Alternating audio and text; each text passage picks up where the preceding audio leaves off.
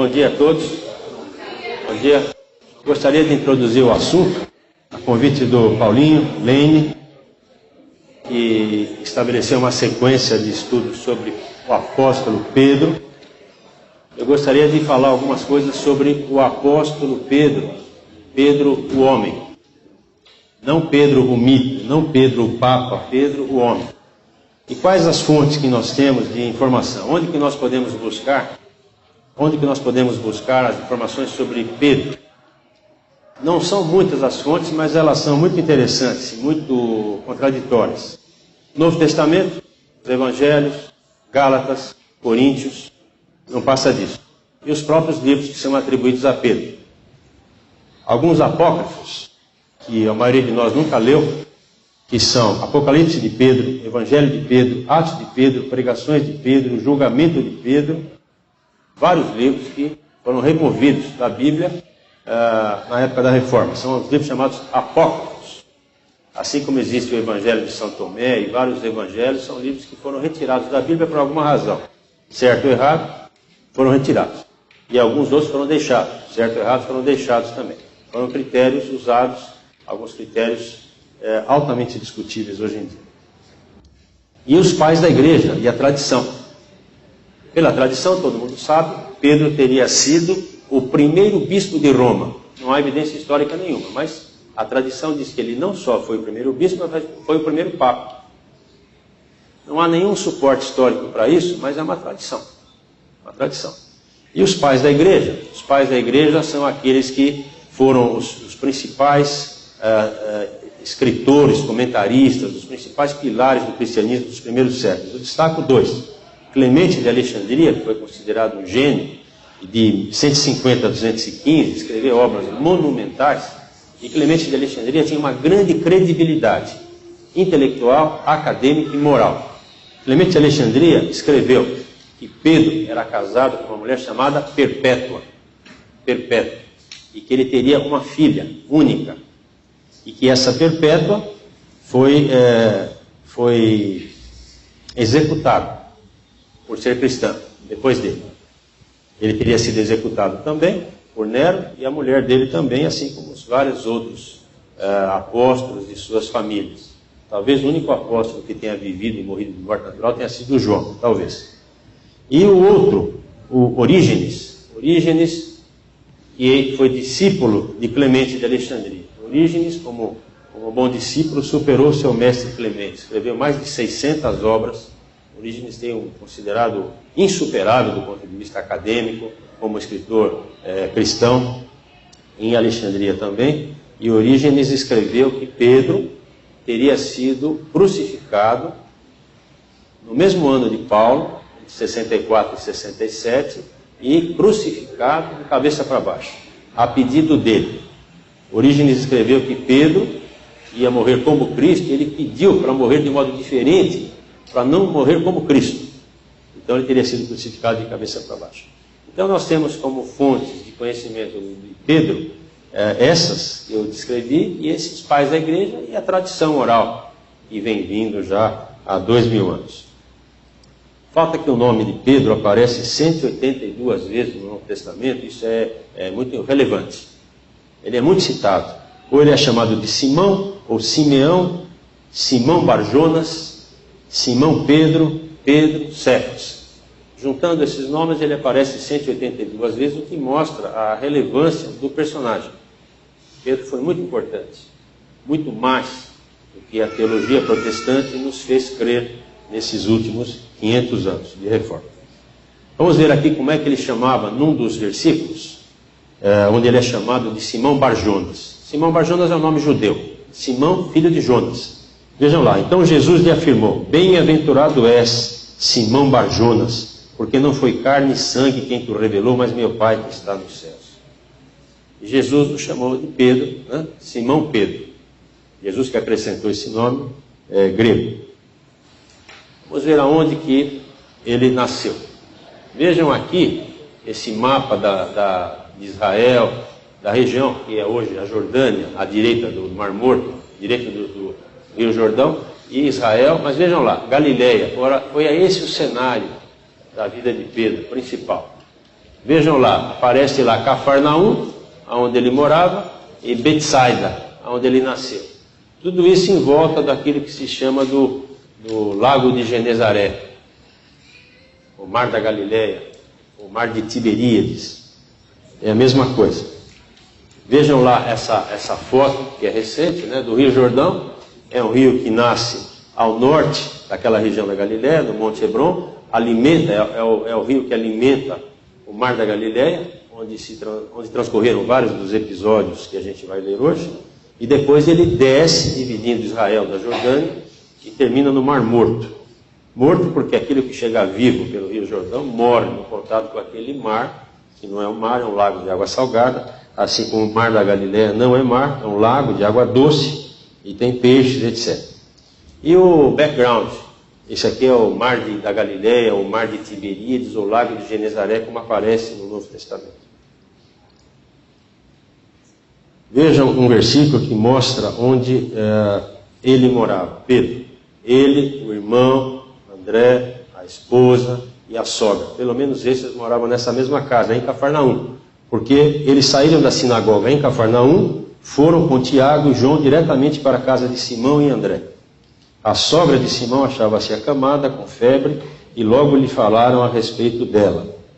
Então, aproximando-se, tomou-a pela mão e a febre deixou, passando ela a servi-los. Voltando lá para o nosso mapa.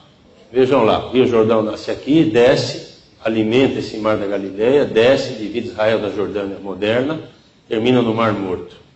Então, muitos dos acontecimentos bíblicos se passaram aqui, nessa região. E o Rio Jordão hoje é um rio que é importante até hoje. Ele fertiliza os dois lados, Israel e Jordânia. E ainda há uma tradição de pesca, né, no Mar da Galileia. Esse lago de água doce, que é grande, tem uns 19 quilômetros de maior extensão. Mas é um lago muito importante para a sobrevivência dos pescadores da época de Jesus. O que nós sabemos de Pedro? Voltando aqui. Este é o mapa do Império Romano, na época de Jesus. E a periferia do Império Romano era aqui. Judéia, Samaria, Galileia. Era uma periferia da periferia. Era uma espécie de DIC 39 do Império Romano. Era um lugar que, um descaso do governo. Havia sim uma legião lá romana para tomar conta da fronteira. Era uma região importante como passagem. Mas como importância econômica, não valia nada. Era a periferia da periferia do Império Romano. Então Jesus nasceu no Império Romano, na periferia mais insignificante do Império Romano. E só tinha dor de cabeça para Roma, essa região. Por quê? Porque no ano 6 começou um movimento contra os tributos, os impostos. Os impostos dos romanos eram pesados. Então, tal de Judas começou um movimento zelote. O zelote era o movimento dos fariseus. Os fariseus eram os mais religiosos da época. E dentre os fariseus havia os mais vamos dizer, revolucionários, que eram os zelotes. Eu falo em zelotes porque havia uma suspeita de que Pedro tenha sido zelote, ou fosse um zelote. E o que os zelotes reclamavam desde o século VI e criavam confusões periódicas lá? Era uma luta contra os impostos. Eles não queriam pagar os impostos. E essa história terminou numa chacina em Massada, no ano 70, onde houve um suicídio coletivo e os zelotes foram massacrados e morreram a centenas. Mas na época de Jesus havia os zelotes. E o historiador Joséfos achava que era um banditismo, por princípio. Não eram terroristas, eram bandidos comuns, cangaceiros da época.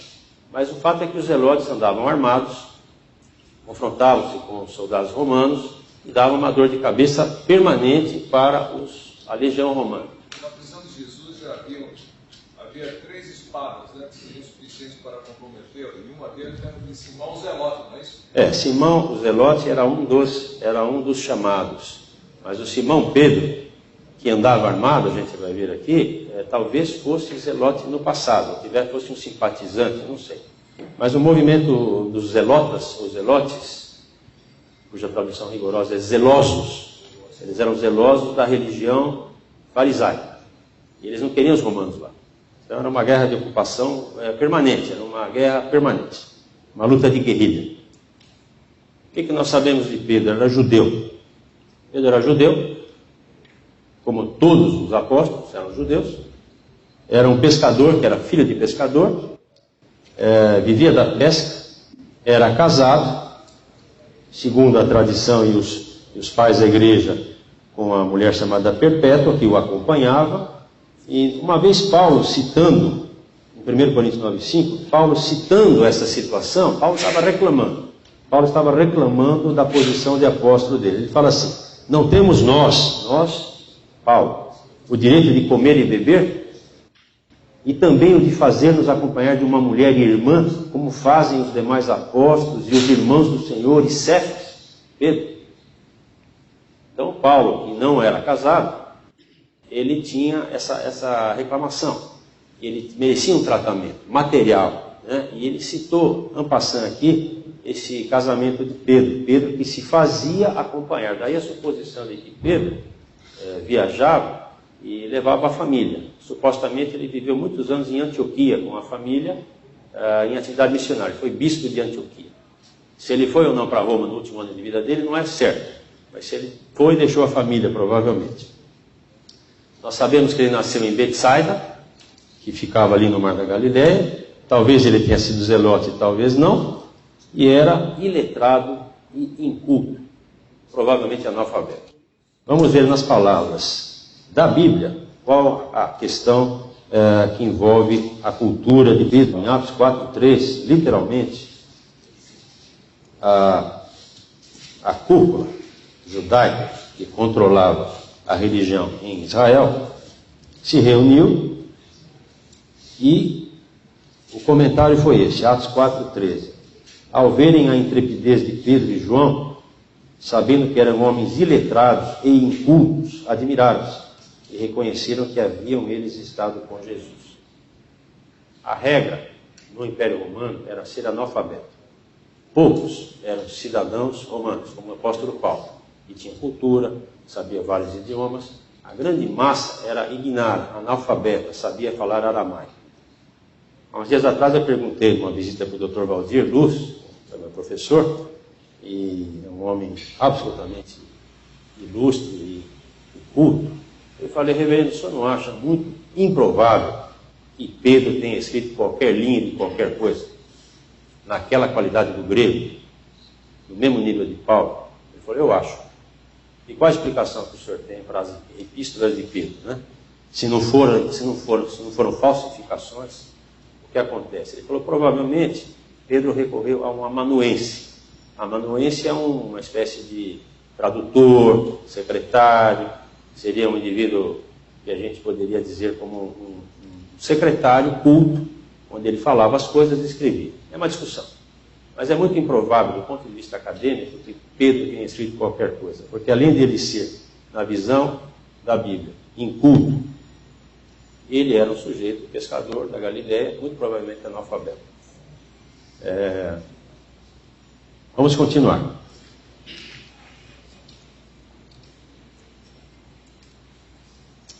Quando Pedro e André, seu irmão, foram chamados, há 3 versões nos evangelhos, 3 versões. Se a gente fizer uma composição das 3 versões, eliminando a possibilidade de contradições, nós vamos encontrar o seguinte: Pedro e André eram pescadores, sócios de Tiago e João, filhos de Zebedeu. Pescavam e eram sócios. A Bíblia diz que eram sócios, tinham empregados e viviam da indústria pesqueira. Bom, um dia, André, o irmão de Pedro, ouviu da boca do seu mestre, que era João Batista, possivelmente eles eram discípulos de João Batista, que aquele que estava passando ali era Jesus, o Messias. Então, eles passaram a ser seguidores desse Messias, ainda mantendo a atividade de pesca. Isso aparece lá em João. Algum tempo depois, não se sabe quando, eles foram chamados, da maneira como eu vou ler agora, foram chamados. Já eram discípulos de João Batista, discípulos agora de Jesus, simpatizantes e pescadores, mas houve um momento de uma encruzilhada. A gente vê em Mateus 18:20, que todo mundo conhece. Esse seria o momento em que ele deixou de ser pescador. Ele, o irmão, Tiago e João, quer dizer, os quatro que eram mais próximos de Jesus. Né? Vamos ver lá, 18, Mateus 4, de 18 a 20. Mateus 4, 18 a 20, conta assim. Caminhando junto ao mar da Galileia, viu dois irmãos, Simão, chamado Pedro, e André, que lançavam a rede ao mar, porque eram pescadores, e disse-lhes: Vinde após mim, e eu vos farei pescadores de homens. Então eles deixaram imediatamente as redes e o seguiram. Passando adiante, viu outros dois irmãos, Tiago, filho de Zebedeu, e João, seu irmão, que estavam no barco em companhia de seu pai, consertando as redes, e chamou-os. Então eles, no mesmo instante, deixando o barco e seu pai, o seguiram. Então, a partir desse momento, os 4 primeiros discípulos de Jesus, são esses, começaram a segui-lo dia e noite. Aí fica a questão, Pedro vivia do quê? Se ele vivia da pesca e deixou de ser pescador, deixou na mão de empregados, né? Clemente disse que a mulher dele, Perpétua, era uma mulher de bens. Era uma mulher com uma grande casa, morava com a sogra, que tinha recursos. Pedro vivia do quê? E se ele tinha mulher e filho, deixou a mulher e filho de que jeito, em que condições? A gente não sabe, a gente só supõe. Aqui há uma famosa obra de Da Vinci, né, sobre a Santa Ceia. Provavelmente Da Vinci se enganou com relação à mesa. Todos os historiadores dizem que na época de Jesus comiam no chão, sentavam, distribuíam as coisas. A mesa e cadeira foram alguns séculos depois de Cristo. Não importa. Esse é o cenário que mostra Jesus e os 12 apóstolos. Né? Depois vem um 13º, chamado Matias, escolhido por Pedro, e depois vem um 14º e último, chamado Paulo. Então os 12 apóstolos eram esses retratados aí, e Pedro possivelmente era o homem mais velho, entre 35 e 40 anos, e João devia ser o mais novo, perto de 20 anos. Interessante que eles dois foram os mais próximos entre os discípulos, e eles fizeram parte de Pedro, Tiago e João. Pedro, Tiago e João, que era o núcleo, onde a intimidade de Jesus, usufruía da intimidade de Jesus mais frequentemente. Então, quase sempre Jesus levava os 3, ou levava só o Pedro. Então, Pedro, o mais velho, Tiago e João, eram os discípulos, os apóstolos mais próximos de Jesus. A posição de Pedro, sendo o mais velho, casado, filho, mais experiente, vivia da pesca, tinha já uma liderança, ele talvez tivesse uma posição de destaque também por isso. Ele é o primeiro apóstolo citado em todas as relações dos apóstolos e dos discípulos. Primeiro, Simão, chamado Pedro, e assim vai. Então Pedro sempre foi citado em primeiro lugar. E ele tem aquele famoso texto da pedra, que eu vou ler, Mateus 16, e que é motivo de confusão faz no mínimo 500 anos, entre protestantes e católicos. Então eu vou ler um pedacinho, Mateus 16, 13 a 19, que é a base do papado, é a base de uma discussão sobre a liderança da igreja que dura séculos. Indo Jesus para as bandas de Cesareia de Filipe, perguntou a seus discípulos: Quem diz o povo ser o filho do homem? Eu. E eles responderam: Uns dizem João Batista, outros Elias, e outros Jeremias, ou algum dos profetas. Mas vós, continuou ele, quem dizeis que eu sou? Respondendo Simão Pedro, disse: Tu és o Cristo, o Filho do Deus vivo. Então Jesus lhe afirmou: Bem-aventurado és, Simão Barjonas, porque não foi carne e sangue quem te revelou, mas meu Pai que está nos céus. Também eu te digo que tu és Pedro, e sobre esta pedra edificarei a minha igreja, e as portas do inferno não prevalecerão contra ela. Dar-te-ei as chaves do reino dos céus, o que ligares na terra terá sido ligado nos céus, e o que desligares na terra terá sido desligado nos céus. Então adverti os discípulos que a ninguém dissesse ser ele o Cristo. Bom, o que significa isso é complicado, porque eu já vi exegeses de alguns pastores falando, literalmente, quer dizer o seguinte: Pedro, você é uma pedrinha, praticamente um cisco, um nada, e sobre este nada eu edificaria a minha igreja. E no sentido de desvalorizar essa ideia da igreja fundada sobre Pedro. Né? E isso para desvalorizar a posição de Pedro. Há um cenário que eu vejo com muita clareza hoje, que os católicos supervalorizaram a pessoa de Pedro. Basílica de São Pedro. Pedro, teoricamente, está enterrado lá. Desde 1968 se admite isso, o Papa Paulo VI, uma pesquisa patrocinada pelo Vaticano e tal. Os restos de Pedro estariam, de fato, enterrados na Basílica de São Pedro. Não importa. Pedro teria sido bispo de Roma, teria sido o primeiro Papa, e é uma supervalorização da pessoa de Pedro. É mais ou menos evidente para nós, do lado de cá. Por outro lado, de Santo Agostinho para cá, passando por Calvino, há uma supervalorização da pessoa de Paulo, para nós protestantes. É a outra ponta da corda. Se nós podemos acusar o catolicismo de supervalorizar, endeusar a pessoa de Pedro, talvez indevidamente, eles podem nos acusar sem nenhuma dificuldade de nós considerarmos Paulo um Deus e Pedro um pescador ignorante que o traiu. Além de tudo, o traiu. Há uma supervalorização do episódio da traição no meio protestante. Sempre houve. Os católicos minimizam isso. Então, provavelmente, nem Paulo, nem Pedro, mas os dois foram dois gigantes. A gente vai ver mais para frente a importância de Pedro. Mas eu faria uma autocrítica dizendo que nós, na nossa teologia, desvalorizamos cronicamente a pessoa de Pedro em favor de Paulo. Pedro fazia parte dos três mais próximos de Jesus. Ele o mais velho, João o mais novo e Tiago. E ele foi considerado pelo próprio apóstolo Paulo, em Atos, coluna da igreja. O que era a coluna da igreja? Havia uma liderança principal em Jerusalém, e essa liderança principal tinha o apóstolo Pedro, uma liderança. Paulo reconheceu isso. Houve encontros pessoais de Paulo com Pedro, e um respeito mútuo. E a gente vai ver que foi muito importante a posição teológica de Pedro. Quem já foi até o Vaticano já viu uma estátua, várias estátuas de Pedro, mas a estátua que fica lá de fora, está lá Pedro com as chaves na mão.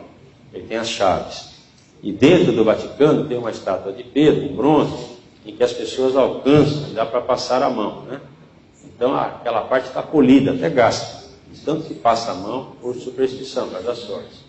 Então a estátua de Pedro no Vaticano é tipicamente uma estátua de visitação, milhares de pessoas sempre passando a mão, que é essa estátua que aparece aí, com alguma dificuldade, né? Pedro, e os pés de Pedro ao alcance da cabeça das pessoas que andam ali dentro. A personalidade de Pedro é muito mais interessante. Ele foi impetuoso, era um sujeito impetuoso. 2 episódios mostram essa impetuosidade. Em Mateus 14, que eu não vou ler, e em João 21, há 2 episódios interessantes. Jesus vinha vindo à noite, andando sobre as águas, eles ficaram assustados e tal, e havia uma ventania, e Pedro decidiu, ele resolveu que ia andar também para se encontrar com o Senhor. E foi, e deu alguns passos e tal, e afundou, perdeu o controle, começou a gritar e tal, e Jesus o levantou e falou: você é um fraco, homem de pouca fé. Pegou, carregou, por exemplo, do barco. Esse é um episódio que mostra a personalidade dele sair na frente. E um outro episódio, já depois da ressurreição, onde eles vinham vindo de barco, os pescadores, parece que voltaram a ser pescadores depois da ressurreição, e viram alguém na praia, e João disse: é o Senhor. E Pedro se atirou. Pedro pulou do barco e foi nadando para chegar um pouco mais na frente. Então, um sujeito impetuoso. De uma certa forma, inconsequente. Falava mais do que devia, tinha uma certa tendência a se descontrolar. 2 episódios aparecem que ele leva uma bronca de Jesus e uma bronca do próprio Deus. Em Mateus 16, 21, Jesus começou a mostrar a seus discípulos que era necessário seguir para Jerusalém, eles tinham medo de Jerusalém, e sofrer muitas coisas dos anciãos, e ser morto, e ressuscitar. Ele explicava isso. E Pedro, chamando-o à parte, começou a reprová-lo, dizendo: tem compaixão de ti, Senhor, isso de modo algum te acontecerá. Mas Jesus, voltando-se, disse a Pedro: arreda, Satanás, tu és para mim pedra de tropeço, porque não cogitas das coisas de Deus e sim das dos homens. Duras as palavras de Jesus. Arreda, Satanás. Esse foi um episódio que ele levou o corretivo. Logo depois, virando a página, tem um monte da transfiguração, em que ele começou versículo 4 do capítulo 17, Senhor, bom é estarmos aqui, se queres faria aqui 3 tendas, uma será tua, outra para Moisés, outra para Elias. Falava ele ainda quando uma nuvem luminosa os envolveu, e eis vindo da nuvem uma voz que dizia, este é o meu filho amado em quem me comprazo, a ele ouvi.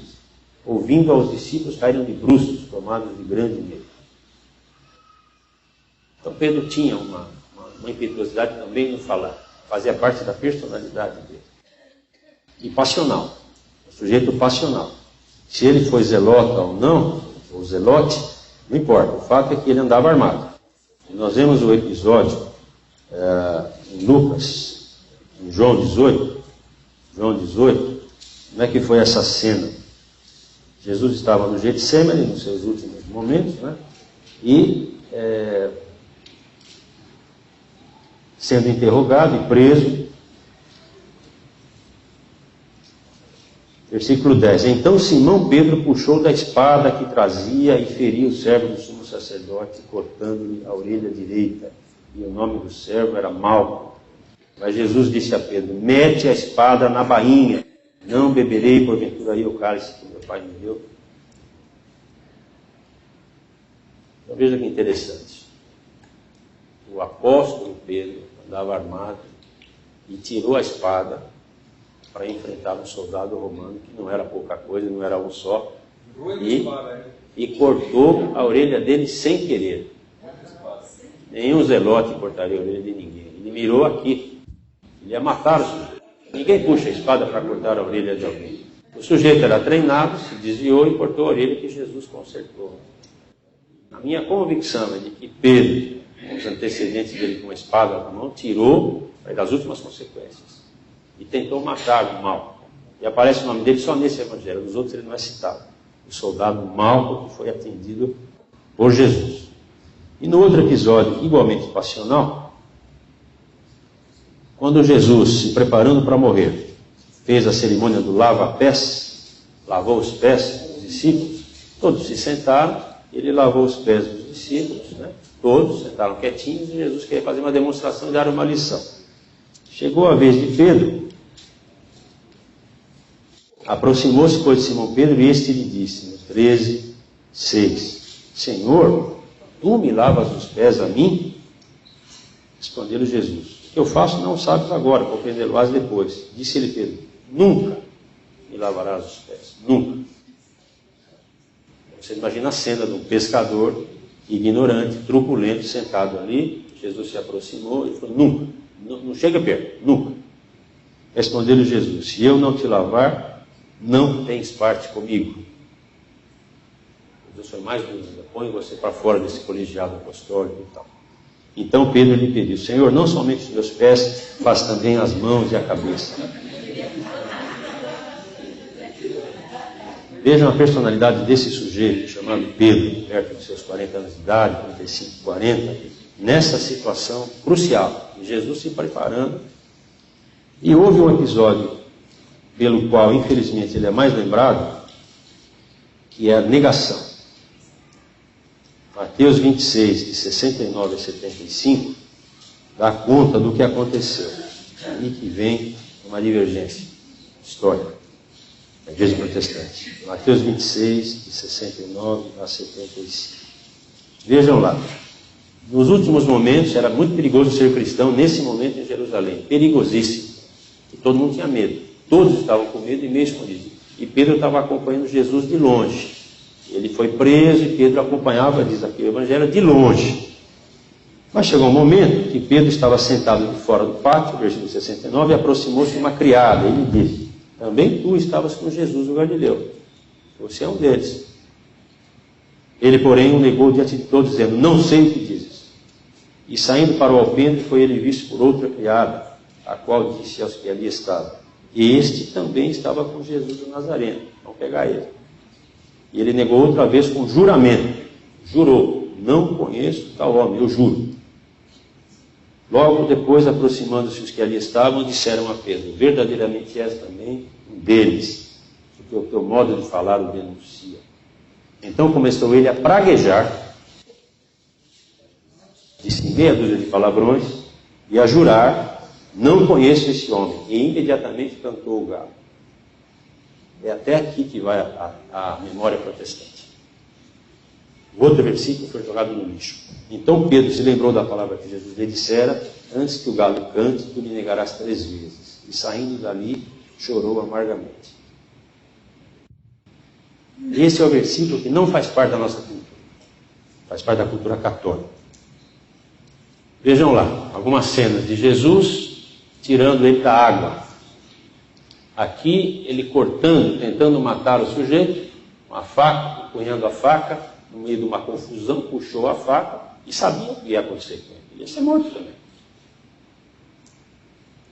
Aqui, Jesus colando a orelha de Malco. Aqui, a cerimônia do lava-pés. E aqui aquela criada falando: não, acho que ele era do grupo, sim. Pega ele. E ele não só negou, mas ele jurou e ele praguejou. Uma sequência. Então vocês imaginem um pescador praguejando. Um pescador praguejando. Deve ser uma coisa forte. A teologia de Pedro, que é o que mais interessa para nós, está expressa em Atos. Pedro foi, os primeiros 15 capítulos de Atos, a personalidade mais importante. 15 capítulos de Atos só dá Pedro. Daí para frente só Paulo. Então, os primeiros, de 1 a 15, é Pedro, o pilar central da igreja primitiva. E no dia de Pentecostes, ele foi o pregador, ele foi convincente, 6.000 pessoas se converteram e começou a igreja. Então ele foi de fato a peça central, a pedra principal da igreja cristã primitiva. E ele foi um dos líderes da igreja, foi para Antioquia mais tarde e talvez tenha morrido em Roma. Mas foi uma vida dedicada à igreja. Mas ele começou, como qualquer bom judeu, pensando o óbvio. O evangelho é para nós. O evangelho é nosso. De judeu para judeu. Jesus é judeu, nós somos judeus, o evangelho para os judeus. E assim foi, a igreja caminhou nessa direção. E Pedro não só não comia coisas dos não-judeus, e ele era também possivelmente fariseu, mas ele não entrava na casa do não-judeu, como qualquer judeu fazia naquela época, e não há muito tempo atrás. O evangelho é para os judeus, era claríssimo na mente deles. Até que aconteceu uma coisa. Seria uma incompreensão de alguma palavra de Jesus com relação aos gentios? Não, eu acho que não seria uma incompreensão. Eu acho que era perfeitamente lógico esse raciocínio. Não era o povo escolhido? Mas em nenhum momento Jesus não deixou claro que também seria para os que não eram judeus? Não, pelo contrário. Lembra aquele episódio da serva que queria alguma coisa, dos cachorrinhos? E ela falou a figura, sim. A migalha cai para o cachorrinho, então para nós também serve. Mas o próprio Jesus, acho que reforçou a ideia do evangelho judeu. Mas ele falou para a samaritana também? Foi. A samaritana é judia, né, também. O povo judeu estava esfacelado ali, os samaritanos eram párias, mas eram judeus. Eu acho que até esse momento não havia espaço na mente limitada deles para interpretar o que tinha no Velho Testamento. Eu acho que a ideia deles era do Jesus revolucionário, que ia tirá-los daquela dominação romana, ia tirá-lo militarmente. Nenhum deles tinha expectativa da morte de Jesus e essa coisa que se desenvolveu depois. Eu acho que havia em torno de Jesus um movimento de desocupação romana, de guerra de guerrilha, de enfrentamento, de milagres, uma revolta popular. Eu acho que os discípulos têm uma visão do Messias prático, o Messias que vai arrebanhar no pessoal e vai fazer a revolução. Até a figura do lençol. Até esse momento aqui, depois, Pedro, como bom judeu, não compactuava com os não-judeus. E o que aconteceu? Aconteceu uma coisa terrível na vida de Pedro. Tinha em Cesareia um homem de nome Cornélio, que era comandante romano. Não era um Zé Mané, era um comandante romano que estava ali na região. E Cornélio era piedoso e temente a Deus com toda a sua casa, o seu Deus, que fazia muitas esmolas ao povo e de contínuo orava a Deus. Esse homem observou claramente durante uma visão, cerca da hora 9 do dia, um anjo de Deus que se aproximou dele e lhe disse: Cornélio, que é, Senhor? E o anjo lhe disse: as tuas orações e as tuas esmolas subiram para a memória diante de Deus. Envia mensageiros a Jope e manda chamar Simão, que tem por sobrenome Pedro. Bom, isso estava acontecendo aqui, Cornélio. E Pedro, lá ao longe, teve uma visão. No dia seguinte, ele de caminho, estando já perto da cidade, subiu Pedro, por volta da hora sexta, a fim de orar. Pedro teve um momento lá de meditação, estava orando. Estando com fome, quis comer. Mas enquanto ele preparava uma comida, sobreveio-lhe um êxtase. Uma alucinação, um sonho, um êxtase. Alguma coisa aconteceu com ele acordado. Então viu o céu aberto e descendo um objeto como se fosse um grande lençol, o qual era baixado à terra pelas 4 pontas, contendo toda a sorte de quadrúpedes, répteis e aves do céu. E ouviu-se uma voz que se dirigia a ele: levanta-te, Pedro, mata e come. Mas Pedro replicou: de modo nenhum, Senhor, que jamais comi coisa alguma comum e imunda. Segunda vez a voz lhe falou: ao que Deus purificou, não consideres comum. Sucedeu isso por 3 vezes e logo aquele objeto veio ao céu. Bom, resumindo, Pedro conheceu Cornélio pessoalmente e viu que ele tinha se convertido e sobre ele caiu o Espírito Santo. E ele ficou chocado, porque aquele era um animal imundo, aquele era o porco, aquele era o réptil, aquele era a barata, na visão dos costumes alimentares de Israel. Então, pela primeira vez, os olhos de Pedro se abriram, porque o Evangelho não era só para os judeus, ele ia além. E Cornélio foi alcançado assim. Isso mudou totalmente a vida de Pedro. Embora ele tenha se dedicado mais ao Evangelho para os judeus e Paulo para os gentios, esse foi um momento crucial, antes de Paulo.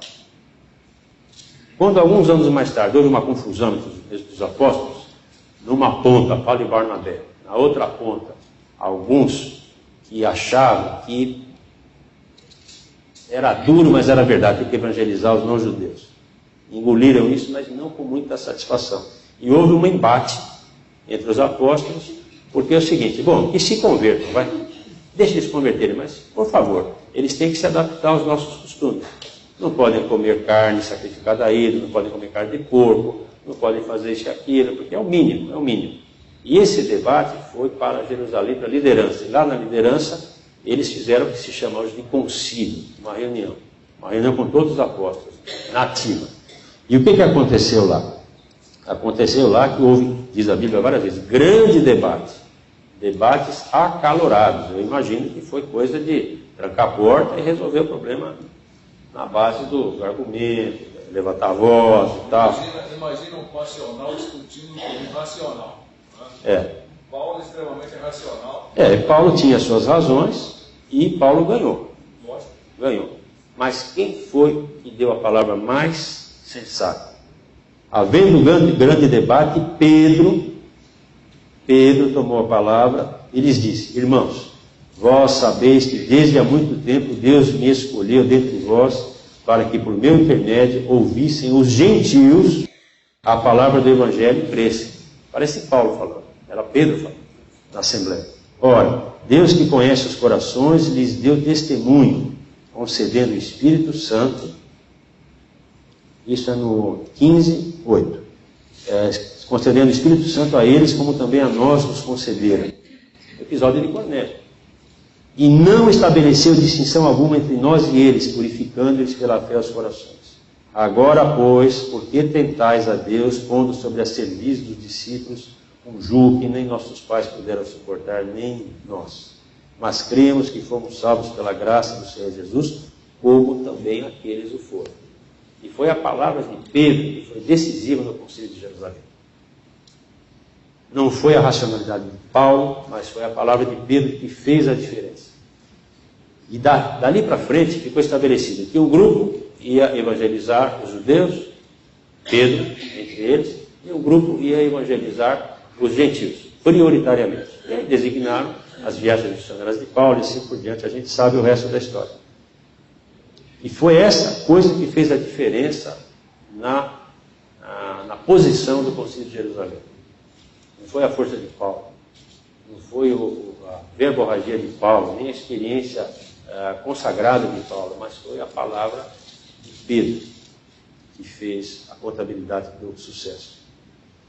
Segundo os pais da igreja, Pedro foi crucificado, ia ser pendurado de uma forma clássica, como Jesus, mas ele pediu para ser crucificado de cabeça para baixo, porque ele não queria nem nesse momento se comparar com Jesus. Então ele teria sido crucificado dessa forma. Isso não tem na história, não tem fotografia disso, não tinha repórter lá para documentar, mas é a palavra de um dos pais da igreja mais sérios que já tivemos, ao redor do ano 200 depois de Cristo, ou seja, uns 140 anos depois do acontecimento. Ele teria sido crucificado dessa forma em Roma, no mesmo ano que Paulo foi decapitado. A morte usual naquela época era colocar a cabeça num tronquinho e um executor cortava a cabeça dele, não dava tempo de falar ai. Era uma forma até humana de execução. Mas essa forma aqui é muito desumana, porque o sujeito fica pendurado lá horas ou dias, pendurado, enfraquecendo e tal, e até morrer. Então a crucifixão era uma forma muito torturante de matar. O resumo disso é que Pedro foi de fato a pedra principal. Foi de fato. E sobre Pedro foi construída essa igreja primitiva, com 6.000 na primeira leva de convertidos, e mais um tanto. E nos 15 primeiros capítulos de Atos, a gente vê que Pedro foi de fato o que fez a diferença entre o sucesso e o insucesso da igreja. Veio Paulo, nos capítulos seguintes, mostrou a sua tremenda força, e eles são dois gigantes do mesmo nível.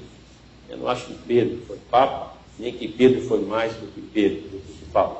E muito menos eu acho que Paulo é o grande intelectual da igreja e Pedro é um pescador ignorante que não fez nada, a não ser puxar aquela faca e tal. A história mostra que os dois são dois gigantes. Se nós tivéssemos a nossa basílica, hoje seria a Basílica de São Paulo, mas o correto seria chamar uma basílica de São Pedro e São Paulo. Nem a Basílica de São Pedro, nem a Basílica de São Paulo, mas uma basílica que tivesse os dois gigantes na porta e os outros apóstolos em posição secundária. Está com o microfone aí? Eu vou pedir para fazer uma oração. É um poema. Tendo essa visão, eu queria destacar que a ênfase do nosso aprendizado é que Pedro, aquele safado, negou a Jesus 3 vezes. O cara ficou com Jesus 3 anos, andou sobre as águas, a sogra dele foi curada. O sujeito não foi macho para ir até o fim. E pior, se Pedro tivesse sentado lá com Maria, pode ser que Jesus falasse: Pedro, eis aí a tua mãe.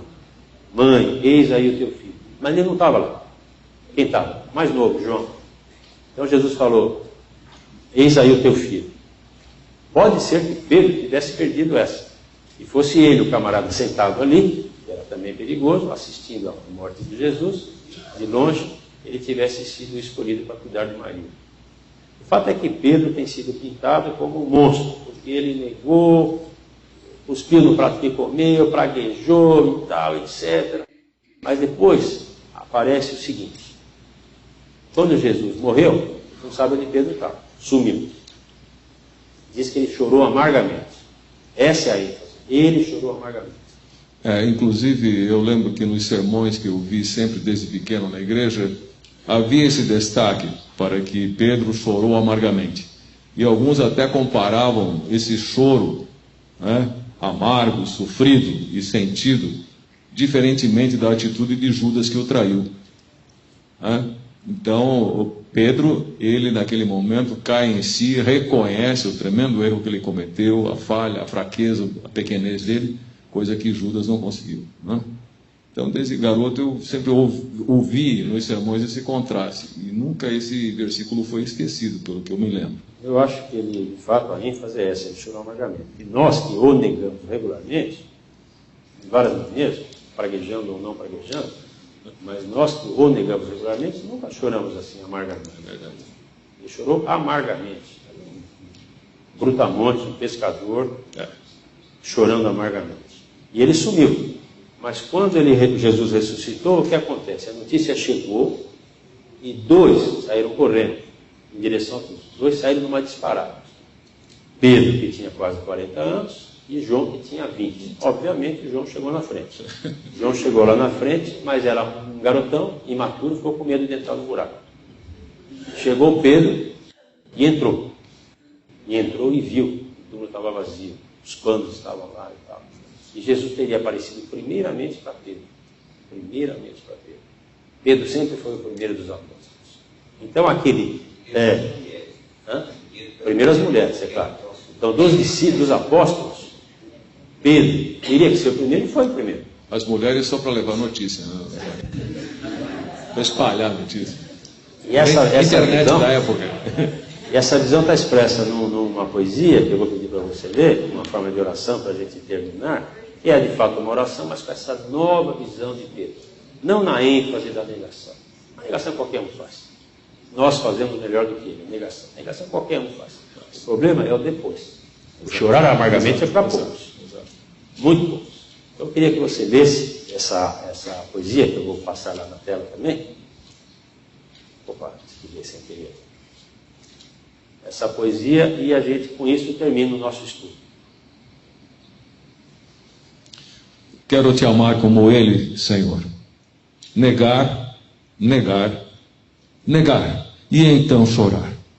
Quero experimentar a dor do amor, que se dispõe a morrer e a matar. Dá-me um pouco do espírito de Pedro. Põe carne neste coração de pedra. Amém.